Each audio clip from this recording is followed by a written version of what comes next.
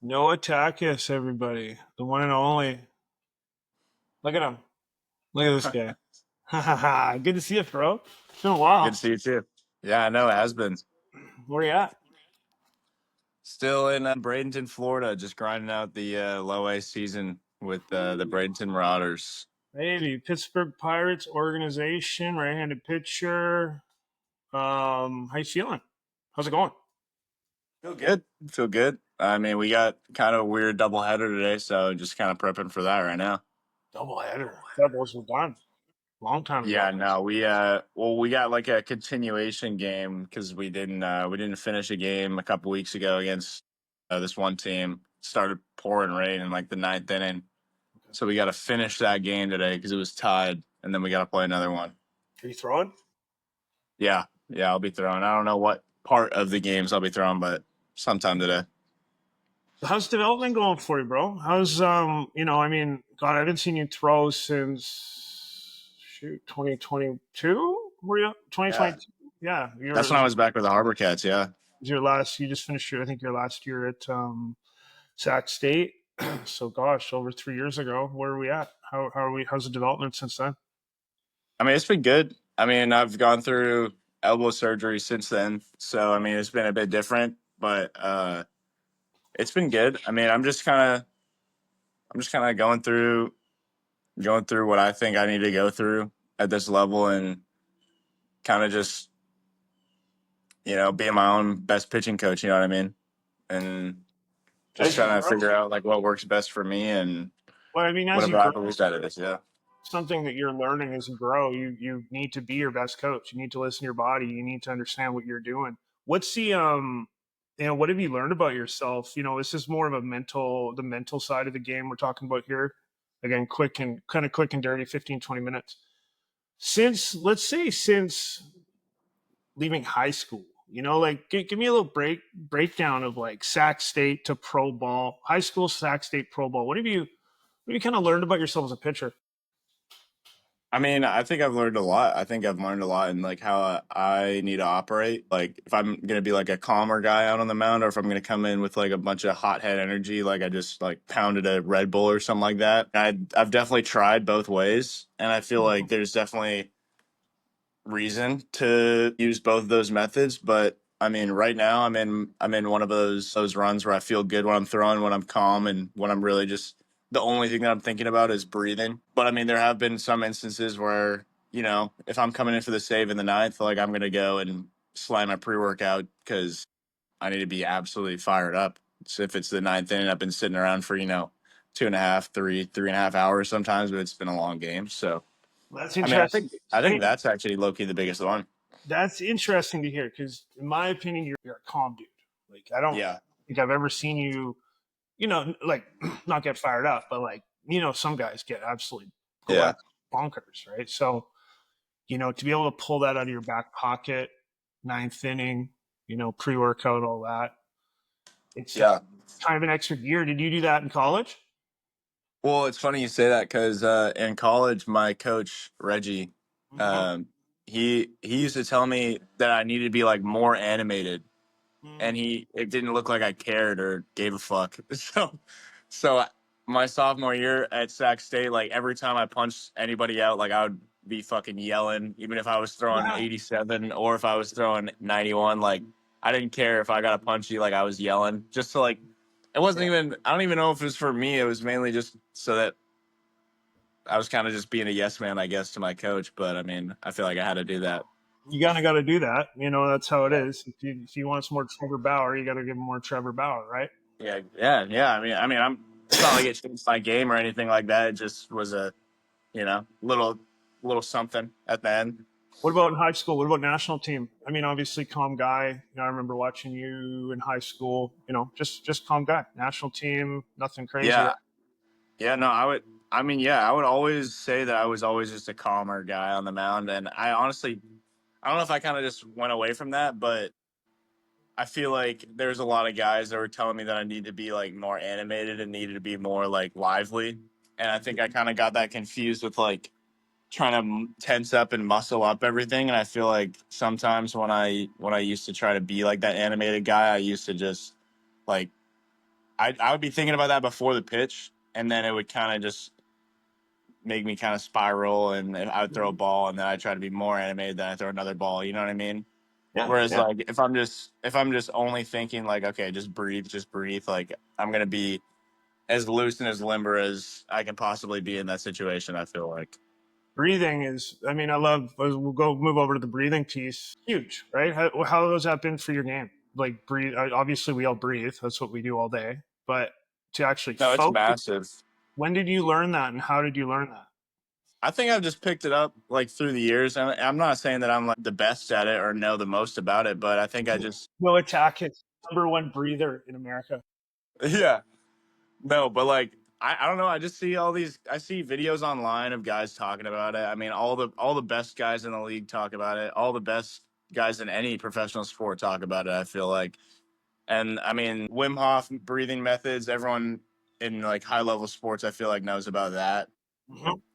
And then, I mean, there's just a ton of guys that just talk about the importance of like slowing down your breathing and controlling your heart rate, especially if you're playing a sport, which is like one of the most stressful physical jobs you can do. I feel like Well, controlling your heart rate's the biggest thing. controlling your heart rate. I mean, I had a cold plunge in my backyard for a long time, and I really didn't do it because I loved how it felt or anything. It was more of a Yeah. challenge to get in there for a couple minutes, watch my Apple Watch, and try to control my heart rate. Try to focus on breath and Yeah. see if I can get it down. And I mean, it's hard as shit. But Hard as hell. so breathing. Did you learn that in pro ball? I would say so. I mean, I would say that there was like talks of it in college, but it wasn't as big as of an aspect. Like people weren't like saying that it's going to be night and day difference if you start breathing differently in college. But I feel like once again, you go back to saying that you're your own best pitching coach, especially in pro ball.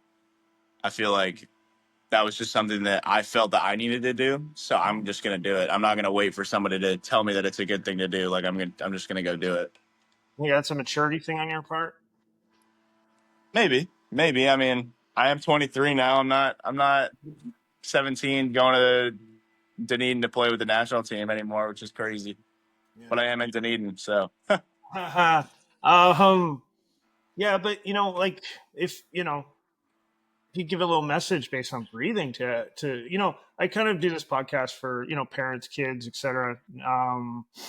Guys trying to guys trying to go the same route you are. yeah. What would what would you tell them based on let's just talk about the breathing piece right now. Is there any info, or can you break down like when you're on the bump and you think about breathing, what does that entail for you in your head? I mean, for me, like I said, I want to keep it simple. I want to Mhm. keep it super simple, like stupid simple. I mean, if I'm out there, all I'm thinking is how many deep breaths can I get in? Like, okay, let's say I throw a pitch, right? I'm just thinking if it was ball strike, foul, in play, like once I get the ball back, actually before I get the ball back, I'm already breathing deep, trying to just slow my heart rate down. But I'm really just thinking like how many breaths can I get in? Like how many deep breaths can I get in and like hold it? Because it's so easy, especially down here in Florida, to just like you're already hot, you're already sweaty, like your heart is pumping regardless. So if you can even slow it down just a little bit, I just know that based on the stuff I've read and videos I've watched of people that are a lot more knowledgeable than I am talking about it, like it's gonna slow your anxiety down. It's gonna help with blood flow. It's gonna be anti-inflammatory. It's gonna be everything. Like, it's just gonna help your body reset. Do you find that helps release? You give up a missile and or get pissed on or whatever, and or ground ball or strikeout or anything. It's the same after every time. It's not Yeah, yeah, a yeah. you puff pissed off after a bomb. It's the same. It's the same. It's release, reset, anchor to your breath. Right.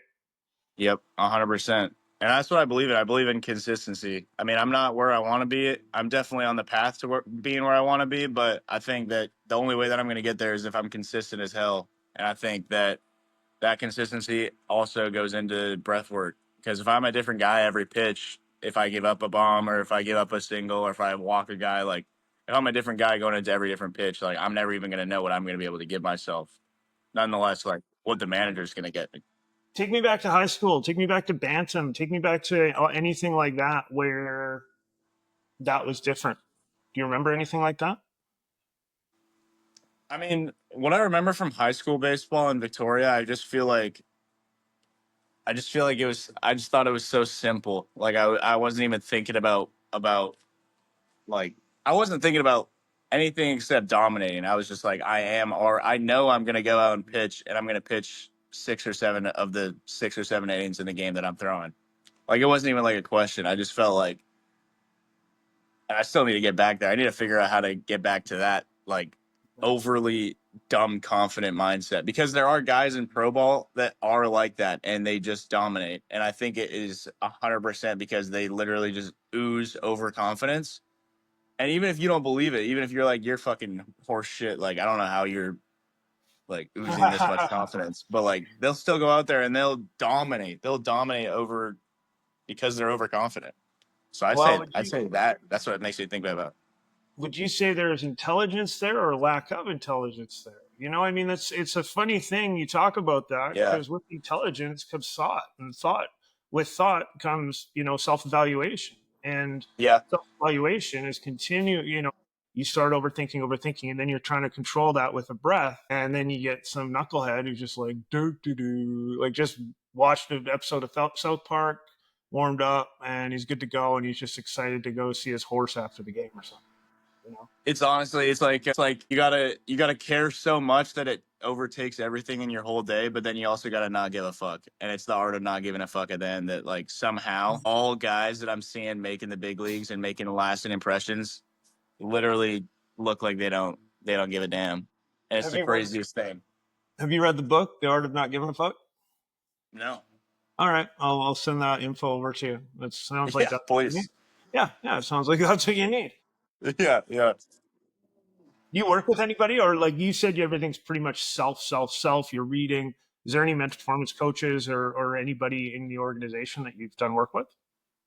I mean, yeah, we have mental coaches in our org that come through and talk with us, and I always love chopping it up with them, just seeing what they're thinking, what they're doing with their lives, like what's going through their head during the games and stuff like that. But I mean, it is a lot of self stuff, but I mean, it's also just about having good teammates.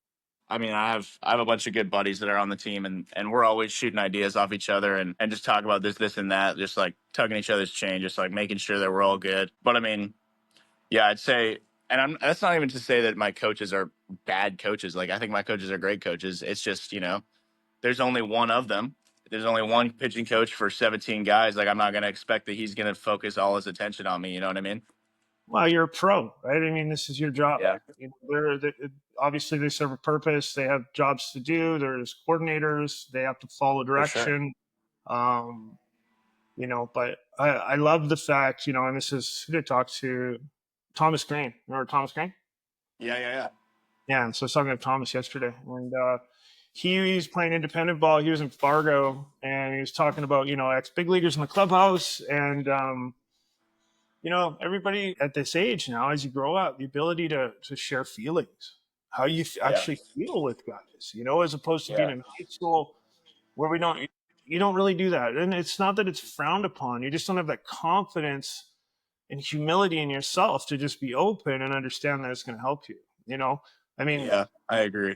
and I think it comes a lot, and I think that's something you learned in college and summer ball is like you are around these dudes so much that Yep. that is your family, and you can share everything with them. I mean, piece of advice to any kids, with what I just talked about there. If you could go back to high school and look to, potentially be better, be more dominant, et cetera, what could that have looked like for you with what we just said?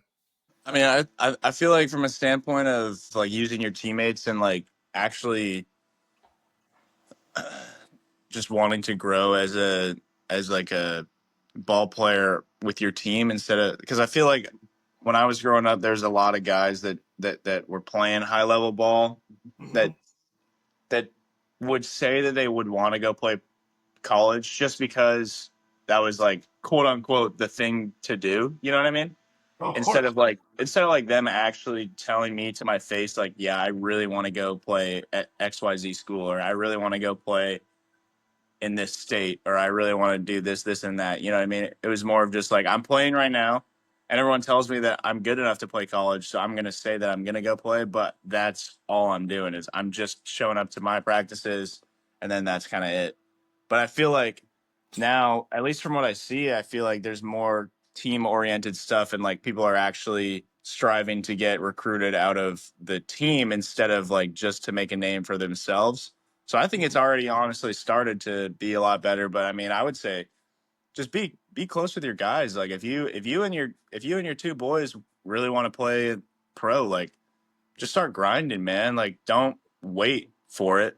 Like because it's not going to be any easier if you wait till tomorrow to start hitting in the cage. Like it's not going to be any easier if you wait for your buddy to call you to go to the cage. Like why don't you call him? Why don't you tell him to go to the weight room? Why don't you tell him to, you know what I mean? Like Yeah. I feel like there needs to be more people that are like even on this buddy system of holding each other accountable to do stuff, especially in Victoria where it's kind of like a slower town for Well, the professional. culture.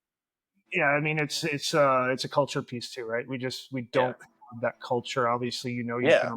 been around, all North America, and you see when you go to different places, like, wow, this is baseball. This is God. I wish it was like this at home, and we just don't have it. Yeah. So it has to be created, and you know that better. Exactly. It does. I'm not Um, saying it's easy either. no, that I was mean what like it's hard to go outsource, but like Thomas I don't Green know. said. I asked Thomas, I'm like, hey, just give me one thing about baseball that you could tell the kids. He's like, it is so Yeah. hard. Like it just does Seriously. not get easier. Like it is really hard, and you got to work so hard. Yeah. It is. It is, man. Yeah. It's a Uh, game. It's a game, but it's a hard freaking game, man. physically, mentally, emotionally, shoot, I think you could even say spiritually at this point. You have to find something to hold on to, and family's a big part. You have a phenomenal family. How much are they playing a role in your day to day right now, even just in your mind? I mean, huge, huge, especially just in the mind. I feel like because I mean they're so far away, so like I'm not gonna see them every day, and I don't see them for a lot of the part of the year. But Mhm. just having like the anchor that I know that is back home is nice because I know that I'll always get to go home to it. But I mean, it's hard sometimes because I mean I really just want to shut out everything that's not like in my little world down here, just so that I can just be like blinders on. You know what I mean? But I do. Yeah. I mean I try to keep as much contact as possible, but I mean how it's tough some days, it's tough sometimes. Yeah, yeah. I mean, especially when you had a shitty outing. You just kind of want to Sure. isolate. You want to sit there. You want to overthink it. Yeah, for sure, It's hard. It's a game for that can go sure, into your knees really quickly. Noah, we're gonna wrap this up here because we're at 18 minutes, and like I said, I want to keep it tight. for Last sure. question. I got a question here about just kind of how I end every podcast. Surrender the outcome. What does surrender the outcome mean to you? Surrender the outcome. Yeah. I feel like that means to me is control the controllables. Nice. Love that. I mean, that's really all we can do. Yeah, yeah. The outcome's going to be what the outcome's going to be, and all you can control is the process in which it took you to get to that outcome, and what you're going to do after that. You got real smart, huh? I just speak like a pitching coach. Yeah, I know. It's you really pick it up. I mean, you're in that environment so much that you Yeah, just eat, breathe, sleep, all of it, and it's cool. literally, literally, man. Okay, bro. Well, good luck tonight, man. I appreciate you coming on here, and I'm just gonna keep you on for a couple seconds after I stop this recording. Okay. For sure, for sure. Thanks, I buddy. appreciate it.